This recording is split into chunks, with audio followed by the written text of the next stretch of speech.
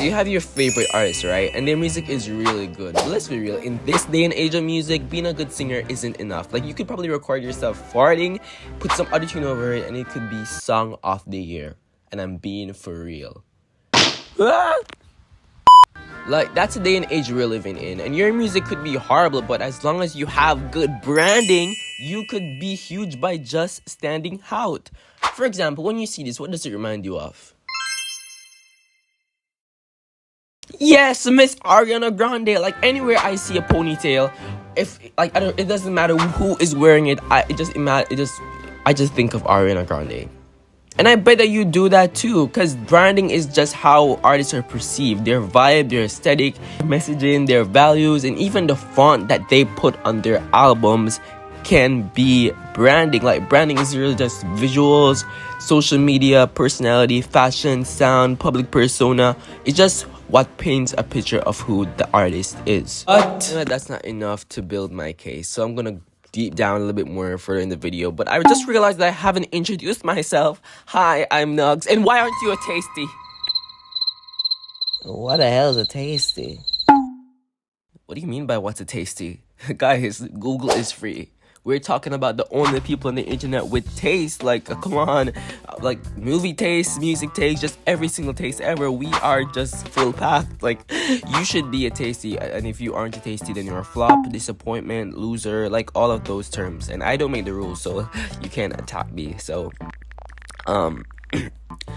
subscribe to be a tasty. In this age of TikTok and streaming, attention spans are gonna be short. And I can tell you, because I'm a victim to it. Like, if you don't entertain me in 5 seconds, I'm gonna click off of whatever I'm watching, hearing. I know that that's not even, like, a good trait to, like, brag about. But yeah, like, you gotta entertain me or I'm not gonna watch that video. And I know that you guys sometimes feel it too. That's why I try to, like, entertain you with these videos. But yeah, like, branding is the one-way ticket to memorability and retaining your fans during your career. Like, a strong branding can attract a loyal fan base. It can stand out in this crowded market, especially with TikTok. Like, TikTok is like carrying a bunch of new artists, so it just helps you to stand out against them. It can secure brand deals and sponsorships. Like, Sabrina Carpenter recently did a Dunkin' Donut kind of thing, and you can definitely tell that it is. Why am I speaking like this? Wait, sorry.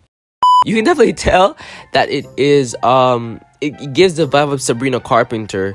Like, if you guys, like, understand what I'm trying to say, like, the ad literally screams Sabrina Carpenter. Like, I don't think any celebrity can come and do that ad and it can be like how Sabrina Carpenter does it.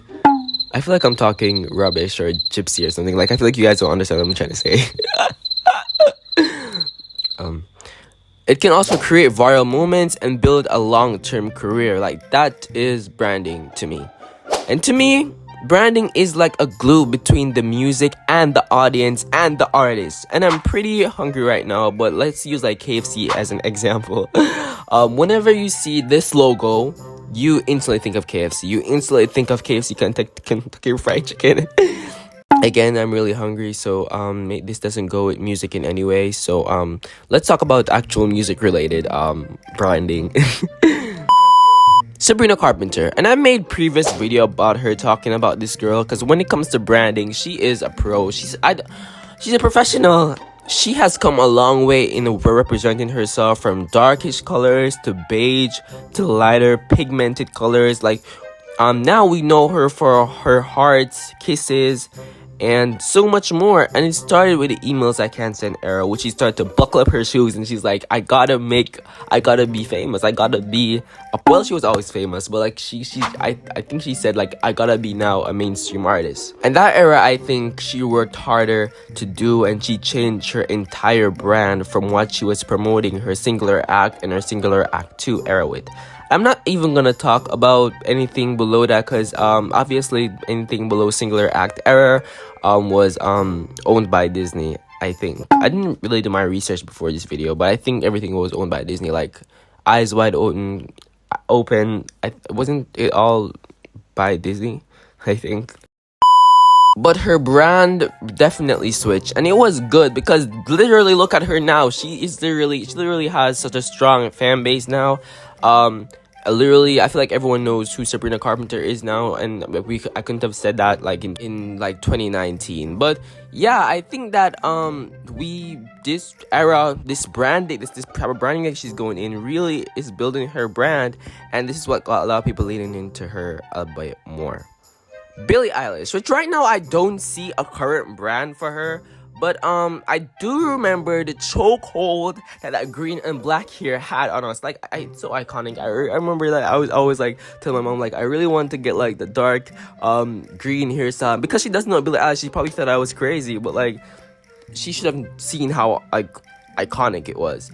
And on top of her hair, I think that her baggy clothes is also like her brand, even though I think she said that it was just because those clothes are comfortable. But I just definitely think that that could also be her brand. But mostly her hair and her dark persona, like back in 2019 and such. Which, talking about hair, makes me want to go back to Miss Ariana Grande, because really how. And like I think mostly her brand is like her ponytail, which she isn't really doing now, but like I will forever remember her being a ponytail girl. And just like talking about it brings me back to this image which this brand told us to guess who was coming on their show or whatever. And like first glance, like everyone knew who it was. So like it's obviously the Get Into It girl. Yeah, get into it. With all seriousness, you cannot show me a pic with a girl with a ponytail and I'm not gonna be thinking of Miss Ariana Grande. And yeah, I think her yas too in her songs when she's like yeah or whatever. I think that is also her branding, and I think people know her for her yas too. But if I'm not overthinking it, but yeah, that her brand is pretty strong. Olivia Rodrigo, her purple. Do I even have to say it? We have 2 albums that are purple, and I think that the third one is gonna be red. I think that she should continue with the purple because it's so iconic. I think it's her brand, but I think people are saying that it's gonna be red. But I don't know, she can do what she wants. Ice Spice, gra gra gra gra gra gra gra gra gra. And I'm gonna say that for the entire video because I think that's her brand, like that and the ginger hair, like gra.